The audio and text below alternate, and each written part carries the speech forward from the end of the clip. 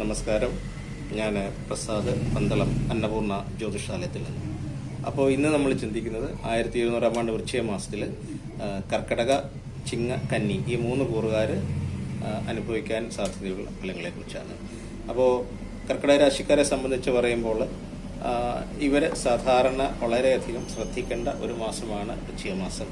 കലഹങ്ങളൊക്കെ ഓർക്കാപ്പുറത്ത് പൊട്ടിപ്പുറപ്പെടാവുന്ന ഒരു സമയമാണ്.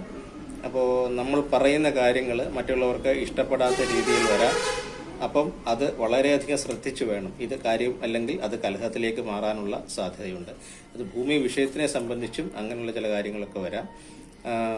സന്താനങ്ങളുമായി കലഹം ഉണ്ടാകാം. അതും അവരുമായിട്ട് ഇടപഴകുമ്പോൾ വളരെയധികം ശ്രദ്ധിക്കണം. വിദ്യാർത്ഥികളെ സംബന്ധിച്ച് ഒരു ഗുണകരമായ മാസമാണ്. സഹോദരങ്ങളുടെ കാര്യങ്ങൾക്ക് ചെറിയ രീതിയിലുള്ള തടസ്സങ്ങളും കാര്യങ്ങളും ഒക്കെ കയറി വരാം. ഗ്രഹത്തിൽ ഈശ്വരാധീനക്കുറവ് അനുഭവപ്പെടും. ഗ്രഹസ്ഥാനത്തേക്ക് ഈശ്വരാധീനം കുറയുന്ന ഒരു മാസമാണ് വൃശ്ചിക മാസം. ബന്ധുക്കൾ ശത്രുക്കളാകാതെ വളരെയധികം ശ്രദ്ധിക്കുക. സ്ത്രീ സുഹൃത്തുക്കളിൽ നിന്നും ശത്രുത വരാം. ചിലകാലമായിട്ട് നിങ്ങൾ സുഹൃത്തുക്കളായിരുന്നവർ തമ്മിൽ പോലും വേണമെന്നുണ്ടെങ്കിൽ ചില വിഷയങ്ങളിൽ ശത്രുത ഉടലെടുക്കാൻ സാധ്യതയുണ്ട്.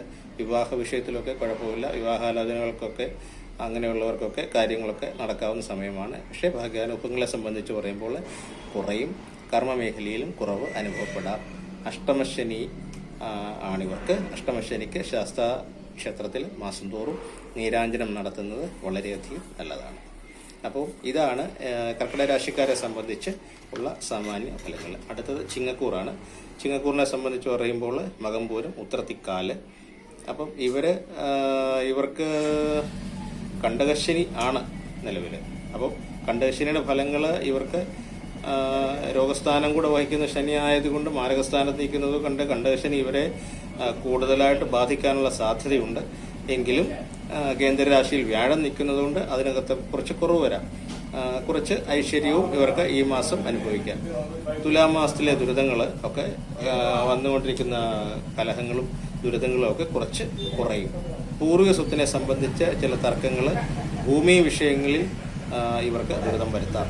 വാക്കുദോഷം വരാതെ ശ്രദ്ധിക്കണം. സംസാരിക്കുന്ന ഉടനെ മറ്റുള്ളവരുമായിട്ട് ഇടപഴകുന്ന ഉടനെ വളരെയധികം ശ്രദ്ധിച്ച് വേണം കൈകാര്യം ചെയ്യാനായിട്ട്. ഇല്ലെന്നുണ്ടെങ്കിൽ അത് കലഹത്തിലേക്ക് മാറാം.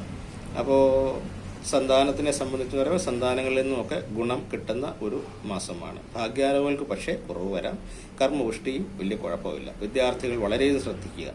എങ്കിലും ഒരുമാതിരി കുഴപ്പമില്ലാതെ സാമാന്യമായി ഗുണഫലം കിട്ടുന്ന ഒരു മാസമാണ് വൃശ്ചിക മാസം ചിങ്ങക്കൂറുകാർക്ക്. അടുത്തത് കന്നിക്കൂറാണ്. കാര്യങ്ങൾക്ക് സംബന്ധിച്ച് ഇവർ കന്നിക്കൂർ എന്ന് പറയുമ്പോൾ ഉത്രത്തിമുക്കാല്, അത്തം, ചിത്തിരേര ഇതാണ് കന്നിക്കൂറ്. പാകിസ്ഥാനത്ത് വ്യാഴമൊക്കെ നിൽപ്പുണ്ട്. എങ്കിലും ലഗ്നത്തിൽ നിൽക്കുന്ന കേതു ഇവർക്ക് കാര്യങ്ങൾക്ക് തടസ്സങ്ങളെ ഉണ്ടാക്കാം. അപ്പോൾ ആദ്യം കുറച്ച് തടസ്സങ്ങൾ ഉണ്ടാകുമെങ്കിലും ക്രമേണ അതിന് മാറ്റം വരികയും ആ കാര്യം സാധ്യതമാകുകയും ചെയ്യും. സഹോദരങ്ങളിൽ നിന്നുമൊക്കെ ഇവർക്ക് ഗുണകരമായ അനുഭവങ്ങളും ഉണ്ടാകാം. വിദ്യാഭ്യാസത്തെ സംബന്ധിച്ച് വിദ്യാർത്ഥികൾക്ക് ഗുണം കിട്ടുന്ന കുഴപ്പമില്ലാത്ത രീതിയിൽ മുന്നോട്ട് പോകുന്ന ഒരു സമയമാണെങ്കിലും ചിലപ്പോൾ ചിലരുടെ ജാതകം അനുസരിച്ച് വിദ്യാഗുണം കുറയാനും സാധ്യതയുണ്ട്. വീടിന് വേണ്ടി പൈസയൊക്കെ ചെലവ് ചെയ്യാൻ സാധ്യതയുള്ള ഒരു മാസമാണ്. പുനരുദ്ധാരണ പ്രവർത്തനങ്ങൾക്കൊക്കെ ആയിരിക്കാം. എങ്കിലും ആ വീടിന് വേണ്ടി ചെലവ് ചെയ്യാനൊക്കുന്ന ഒരു മാസമാണ്.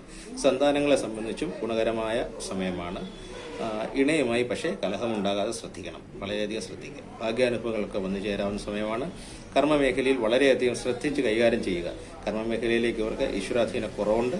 അപ്പോൾ കർമ്മമേഖലയിൽ സംബന്ധിച്ച് ദൈവാധീനം കുറയുന്നത് കൊണ്ട് അതിൻ്റെ കാര്യങ്ങൾ കൃത്യമായിട്ട് നിങ്ങൾ ആലോചിച്ച് വേണം കൈകാര്യം ചെയ്യാൻ. സഹോദരങ്ങൾക്ക് ചില പ്രശ്നങ്ങൾ ആരോഗ്യപരമായിട്ട് വന്നു ചേരാം. അപ്പോൾ സ്വാഭാവികമായിട്ടും കന്നിക്കൂറുകാരെ സംബന്ധിച്ച് ഗുണദോഷ സമഫലമായ ഒരു മാസമാണ് വൃശ്ചിക മാസം.